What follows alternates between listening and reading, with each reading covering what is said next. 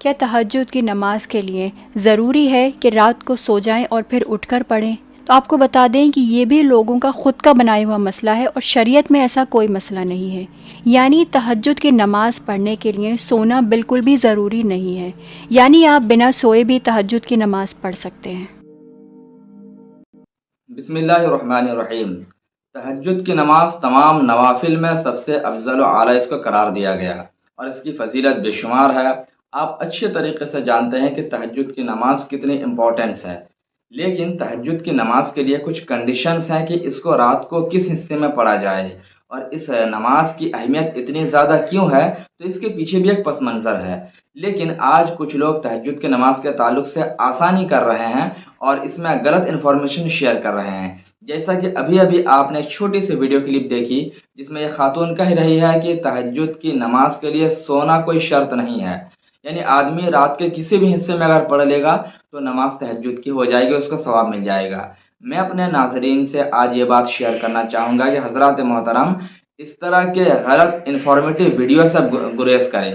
آج یوٹیوب پر بے شمار لوگ پڑے ہوئے ہیں، علم ہو چاہے نہ ہو، بس سوشل میڈیا پر آ جاتے ہیں اور سمجھتے ہیں کہ ہم بہت اچھی انفارمیشن شیئر کر رہے ہیں، ہم بالکل صحیح باتیں بتا رہے ہیں، بھلے اس کا تعلق قرآن و حدیث سے یا اقوال بزرگان دین سے ہو چاہے نہ ہو، بس سوشل میڈیا پر آنا ہے۔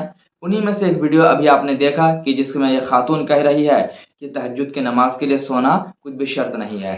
حضرات محترم، آج میں آپ کو بتاؤں گا کہ تہجد کی نماز کے لیے سونا شرط ہے یا نہیں۔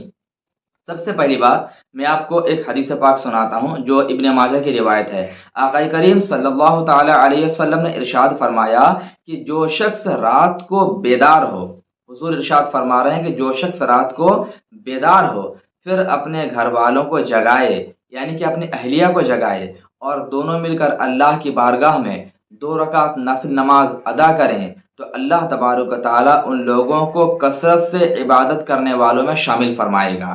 یہ حدیث ابن ماجہ میں مذکور ہے، حدیث نمبر ہے 1335۔ آپ وہاں پر اس کو ملاحظہ کر سکتے ہیں۔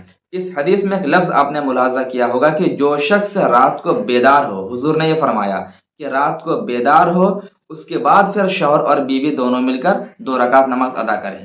تو اب آپ مجھے بتائیں کہ، اور یہ حدیث پاک جو ہے یہ تہجد کی نماز کی فضیلت کے بارے میں ہی ہے، اسی چیپٹر میں یہ حدیث پاک کو روایت کیا گیا ہے۔ اب اس حدیث پاک میں حضور نے صاف ارشاد فرمایا کہ جو شخص رات کو بیدار ہو۔ اب اگر یہ کہا جائے کہ تہجد کے لیے سونا شرط نہیں ہے تو پھر یہ بیدار ہونے کا مطلب کیا ہے؟ حضور جب خود فرما رہے ہیں کہ جو شخص رات کو بیدار ہو، بیدار کب ہوگا؟ جب آدمی سو جائے گا پھر بیدار ہوگا۔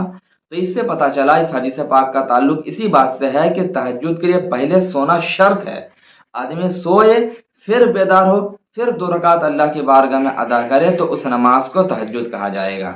اچھا، یہ تو حدیث پاک سے میں نے آپ کے روبرو حوالہ پیش کر دیا۔ اب آپ خود ایک چیز کو سوچیں کہ تہجد کی نماز کی فضیلت اتنی زیادہ کیوں ہے؟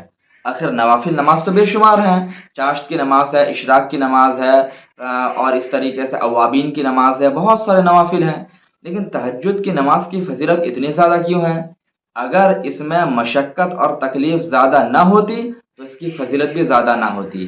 آپ یقین جانیں کہ اشراق کی نماز میں وہ فضیلت نہیں ہے، چاشت کی نماز میں وہ فضیلت نہیں ہے۔ کیوں؟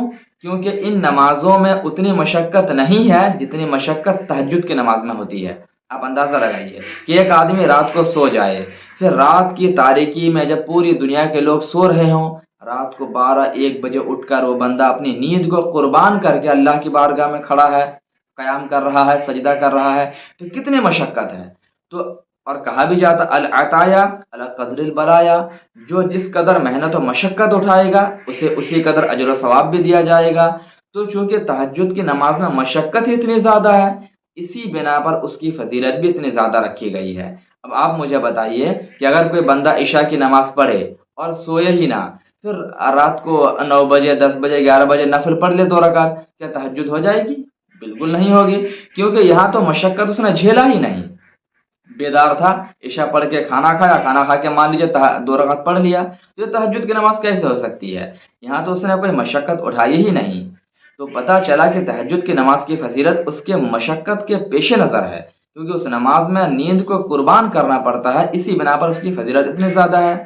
تو اب اگر کوئی یہ کہے کہ سونا شرط نہیں ہے تو بلا شبہ یہ عقل کے خلاف بات ہے اور یہ حدیث کے خلاف بھی بات ہے۔ ہمیں ایسی غلط انفارمیٹو ویڈیو سے گریز کرنا ہے۔ جو صحیح مسئلہ ہے اس کو اپنے علماء سے پوچھنا ہے، یا جو اوتھینٹک علماء کرام ہیں ان کے بیانات کو سننا ہے، تاکہ ہم صحیح طریقے سے عبادت میں دل لگا سکیں اور عبادت کو انجام دے سکیں۔ اللہ تبارک و تعالی ہم سبوں کو صحیح ڈھنگ سے عبادت کرنے کی توفیق عطا فرمائے۔ السلام علیکم ورحمۃ اللہ تعالی وبرکاتہ۔